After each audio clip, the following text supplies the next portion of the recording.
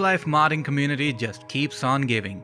On September 1st, the Raising the Bar team released an update video about Division 3 and honestly, I couldn't be more excited. So let's talk about it. Starting off, we have some new Division 3 updates and it's shaping up to be quite the experience. First, we have a look at the Antlion worker model and its two variants that will appear in the game. The more skin-colored one will be on the surface, while the familiar-looking greenish one will be underground. Back in the day, I know quite a few people were upset about the art style of the mod, but honestly, the way the whole game is shaping up to be all these years later, I honestly think it's all coming together nicely, and the art style does look very nice. It stays true to its source material and isn't afraid to try out new things. Then we have these two new models for the power meter and power box. Now, you must be thinking, Rad, what kind of update is this? Well, as someone who's been a hobbyist game developer for a while, I can assure you, just finishing up on one 3D model, be it a small power box like this, is a very big achievement. Slowly but surely, one model at a time, the team will be able to, in a way, remaster the look and appearance of the game's world. Next up is the Prison Soldier and the Shotgunner models. I very much like the design and color scheme they chose for these models, very much inspired from the early Combine concept art. And speaking of prison, the team shared updates on the depot maps. Now if you don't know, the depot was basically the predecessor to Nova Prospekt during Half-Life 2's development. The idea wasn't scrapped, but rather changed into the chapter Nova Prospekt we know today. In RTBR, the story is similar, that Gordon and Alex will break into the depot to break Eli Maxwell out of it. I'm really liking the dark and gritty atmosphere of it all, and some parts of it heavily takes influence from the beta maps. RTBR's design philosophy always had a good balance of making things unique yet familiar, as if they're part of something that Valve made originally. And keep in mind, these are first looks at these maps, so obviously they might be improved later on. And lastly, there's Chumtoad.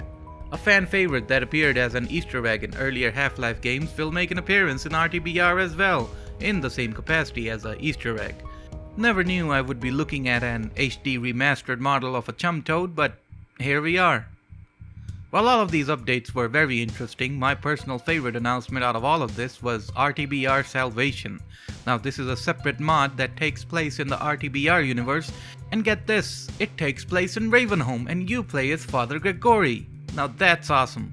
If you played RTBR's Division 2 update, you'll know we meet Father Gregory and he helps us escape from Ravenholm at the end. Salvation will pick up from that point and now we play as the Mad Monk himself. The mod is banking more on the survival horror side of things with resource management and difficulty, and I couldn't be happier. A Resident Evil style mod taking place in Ravenholm? Holy shit, sign me the fuck up, boy! Now the maps from Division 2 will be reused, but they'll also get a sort of like a makeup, a remaster, and improvements made to this Ravenholm in this mod will be transferred over to the main game as well. The maps from RTBR will be reused, but this time around there will be differences, like new routes will be opened up that were blocked before and other cool stuff like that. In terms of weapon, you'll have Gregory's shotgun, but also a nail mine weapon that they modeled based off of the weapon we saw in Episode 4, Return to Ravenholm. I find it endearing that even though Episode 4 was shelved, a small part of it will be reused in this mod. And then there's Gregory's kick that you can use to open up doors and kick the shit out of zombies and headcrabs. Cool little inclusion, specifically when ammo will be sparse and resource management will be vital. RTBR's music is something not a whole lot of people bring up in discussion, but I always found it to be very quote-unquote matching to its overall atmosphere. So here's a very cool little gothic track the team made for the mod.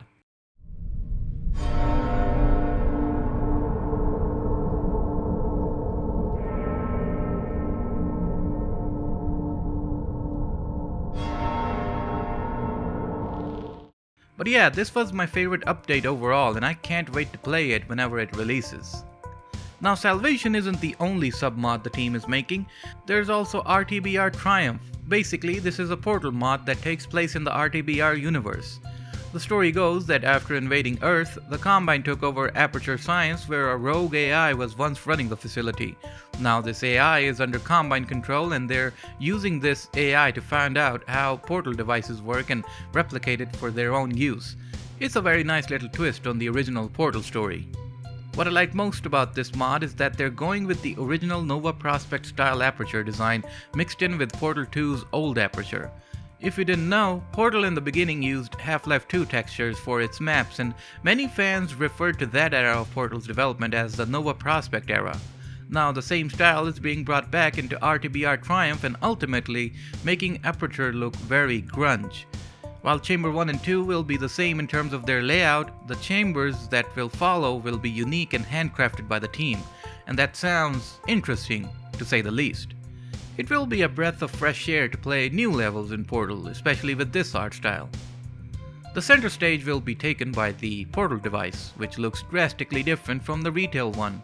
This fits in more with the overall design of the mod. It looks much more industrial in design with an old Aperture logo and a monitoring device slapped on top. It's a good take on an alternate universe design of the gun. And like Salvation, here's a look at one of the music tracks for the mod.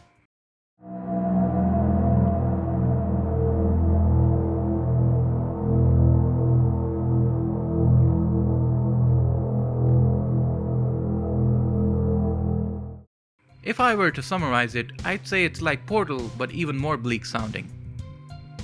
But yeah, this is exciting stuff. With the main game getting updates, we now have 2 new separate experiences to look forward to. And that's all for this one. I'm glad to see the beta dream is alive and well. Hopefully in a few months or whenever, we'll be able to play these new updates ourselves. And before I end the video, the RTBR team is looking for new team members to help out with the new submods and the main game. If you're an experienced level designer, programmer, or 3D modeler, send a message to Kralich on Discord. This is his username on there. Links and information will be in the description. Thanks for watching, and a big thanks to these benefactors for supporting the channel. I'll see you in the next one.